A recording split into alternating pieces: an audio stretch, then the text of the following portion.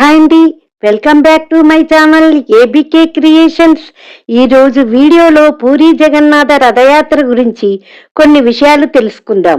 భారతదేశంలోని ఒడిశా రాష్ట్రంలో బంగాళాఖాతం తీరాన ఉన్న పూరీ పట్టణంలో గల ఒక ప్రాచీన ప్రముఖమైన హిందూ దేవాలయమే ఈ పూరీ జగన్నాథ ఆలయం. ఆలయ విగ్రహాలు చెక్కతో తయారు చేసి ఉండటం ఇక్కడి ప్రత్యేకత. ఆలయంలో శ్రీకృష్ణుడు సుభద్రా బలరామ సమేతంగా దర్శనమిస్తాడు.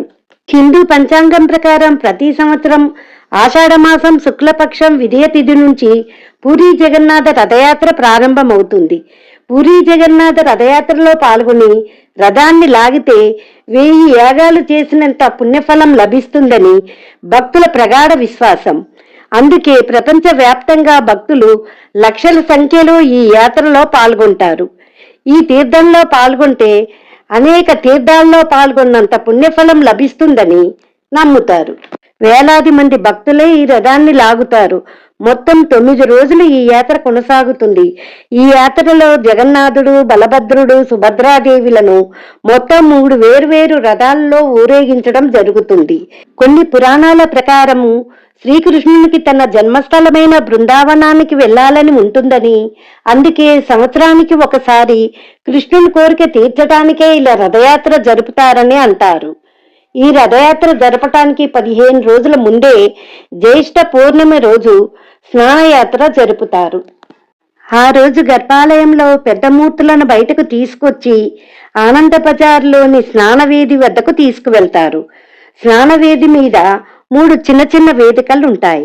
ఒక చోట పరమాత్ముని, మరొక చోట సుభద్రాదేవిని, ఒక చోట బలభద్రునికి, ఒక చోట సుదర్శనుని తీసుకొచ్చి పెడతారు. జ్యేష్ఠ పూర్ణమి రోజు స్వామికి 108 కలశాలతో చల్లని నీటితో స్నానం చేయిస్తారు. స్నానమైన తరువాత స్వామికి గణపతి వేషం వేస్తారు.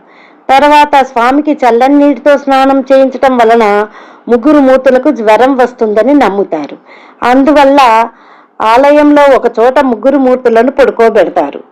15 రోజుల పాటు స్వామివారి దర్శనం నిలిపివేస్తారు. 15 రోజుల తర్వాత 3 మూర్తులు పూర్తిగా కోలుకున్న తర్వాత జగన్నాథ రథయాత్ర ప్రారంభిస్తారు. ఈ రథయాత్ర ఆషాఢమాసం శుక్లపక్షం విజయ తిథి రోజున మధ్యాహ్నం 12 గంటలకు ఈ జగన్నాథ రథయాత్ర ప్రారంభమవుతుంది. జగన్నాథుని రథం పేరు నందిఘోష. ఈ రథానికి 18 చక్రాలుంటాయి.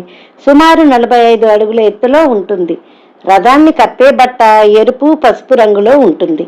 అలాగే బలభద్రుని రథం పేరు తలధ్వజ. ఈ రథానికి 16 చక్రాలు ఉండి 44 అడుగుల ఎత్తులో ఉంటుంది. రథాన్ని కప్పే బట్ట ఎరుపు నీలం కానీ, ఎరుపు పచ్చ కానీ ఉంటుంది. సుభద్రాదేవి రథానికి పేరు దర్పదలన. ఈ రథానికి 14 చక్రాలుండి 43 అడుగుల ఎత్తులో ఉంటుంది.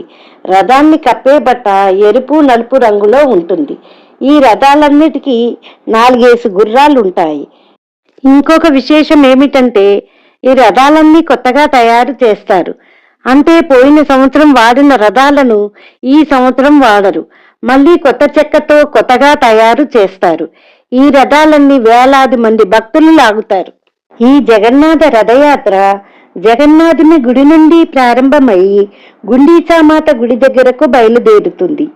లక్షలాది భక్తజనం నడుమ జగన్నాథుని రథము నెమ్మదిగా సాగుతుంది. దీనినే ఘోషయాత్ర అంటారు. రథయాత్ర ఎంత నెమ్మదిగా సాగుతుందంటే జగన్నాథుని గుడి నుండి కేవలం 3 మైళ్ళ దూరంలో ఉండే గుండీచామాత గుడికి చేరుకోవటానికి దాదాపు 12 గంటల సమయం పడుతుంది. గుండీచామాత గుడికి చేరగానే ఆ రోజు రాత్రి రథంలోనే మూల విరాట్లకు విశ్రాంతినిస్తారు. జగన్నాథుని రథయాత్రలో 3వ రోజున వచ్చే పంచమి తిథికి చాలా ప్రాముఖ్యత ఉంది. దీన్నే హేరా పంచమి అంటారు. జగన్నాథుని గురించి లక్ష్మీదేవి ఎదురు చూసి జగన్నాథుడు రాకపోయేసరికి మాతా లక్ష్మి ఆలయం నుండి గుండీచా మందిరానికి బయలుదేరుతుంది. లక్ష్మీదేవిని కూడా ఘనంగా పల్లకీలో ఊరేగిస్తూ గుండీచా మందిరానికి తీసుకువెళ్తారు. సాయంత్రానికి పల్లకి గుండీచా మందిరానికి చేరుకుంటుంది. దీన్నే హేరా పంచమి అంటారు. అప్పుడు స్వామివారు లక్ష్మీదేవికి వెంటనే వస్తానని భరోసా ఇచ్చి తలుపులు మూసేయిస్తాడు. అది చూసి ఆగ్రహంతో లక్ష్మీదేవి జగన్నాథ రథచక్రం విరగొడుతుంది.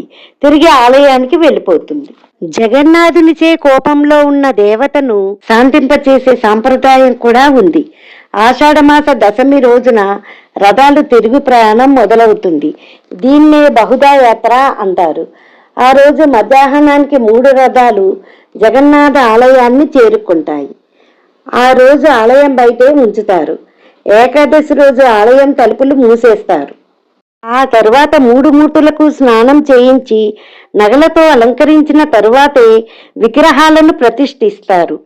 ఈ వీడియో కనుక నచ్చినట్లయితే లైక్ చేసి షేర్ చేయండి. మా ఛానల్ సబ్స్క్రైబ్ చేసుకోండి.